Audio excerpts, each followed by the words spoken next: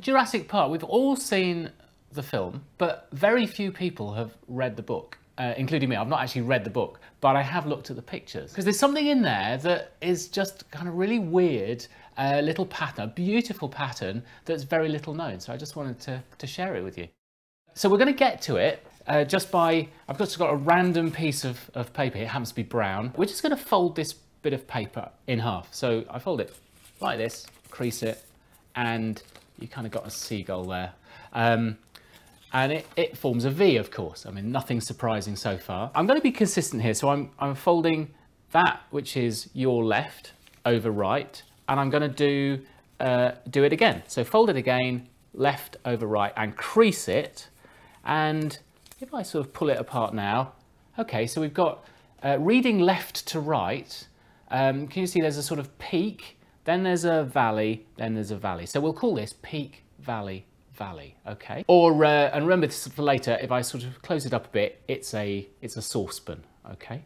So I fold it over once, and I fold it over twice, and I fold over again. Now, can you predict what the pattern is going to be of valleys and peaks? Now, you'd probably think something as repetitive as this is going to be some really obvious pattern, and it's either going to alternate, maybe valley, peak, or you might think, I don't know, it's going to create a little obvious little zigzaggy kind of pattern.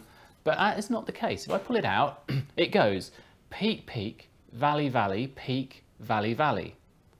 So what's the pattern here? And indeed, can you predict what's going to happen when I fold it for a fourth time? So we do 1 and 2 and 3 and fold it a fourth time and unfurl it. Well, it's kind of good to try and predict before you see it, but here we go. And now we've got peak, peak, valley, valley, valley, valley, peak, valley, valley, peak, valley, valley. It's kind of, if not random, it's certainly not a really obvious and easy pattern. And if I just start closing this up and you turn these into right angles, you can see that what's emerging is something, well, something that's clearly not trivial, but it's certainly not clear what's going on. And this is where we turn to the book, okay? Because you get yourself your nice cheap copy or brand new copy of Jurassic Park, and you turn to page whatever it is, and you have this page which says first iteration. And you've got this pattern. So this is actually what you get when you fold our strip of paper 4 times. So if you call a fold an iteration, really, you should be calling this the 4th iteration. I don't know why it's the first iteration in here, but anyway. The second question, of course, is what is it doing in Jurassic Park? And there's a little cryptic reference at the bottom of the page by Ian Malcolm, who's the mathematician who features in this story. At the earliest drawings of the fractal curve, few clues to the underlying mathematical structure will be seen. So you talk about a fractal. So this is going to turn into a fractal of some kind. Can you picture what that fractal will be? I certainly can't.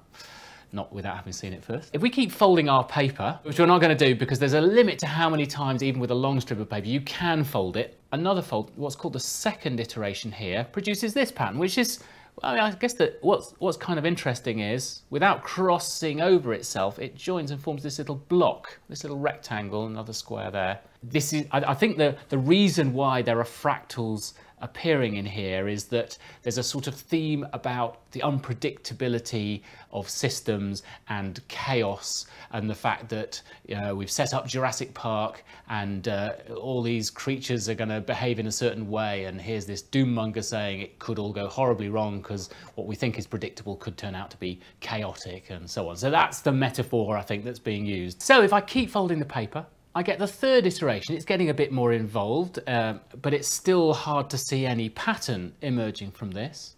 And we go quite a lot of pages further before we get to what's called the 4th iteration. Actually, there's been a few more folds here, so the numbers at the top are kind of going out the window. But now we've got this big block just from folding the paper right over left, and we zip ahead to the 5th iteration. Well, now you've got these kind of blocks appearing, and they're a bit like lizards. I don't think that's a deliberate reference, you know, to Jurassic Park or anything, but there's something sort of almost animal-like about this thing. And you keep going, what's called the 6th iteration, lots, way more than you can fold a bit of paper, you get this rather stunning pattern emerging.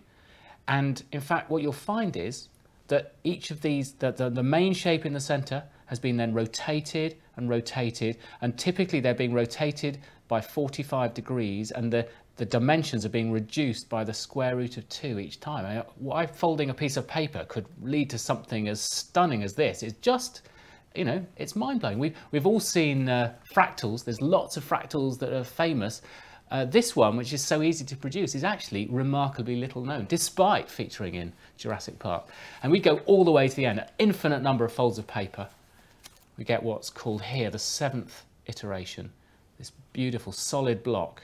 And even more stunning is the fact you can picture sticking another of these curves in. They would sort of fit together like jigsaw pieces. There's another, you can see another dragon curve outline here. So you imagine you've got a black one, a blue one and a yellow one. You could actually stick them together to make a really cool kitchen floor tiling. Be a bit hard to do, but to produce something like this, I don't think anyone would predict that. It's pretty cool. I love it. And I love the fact that the whole world knows about fractals, but whenever I show a group of people the dragon curve, they say, I've never seen this before. And who would have thought that you could get to it so simply?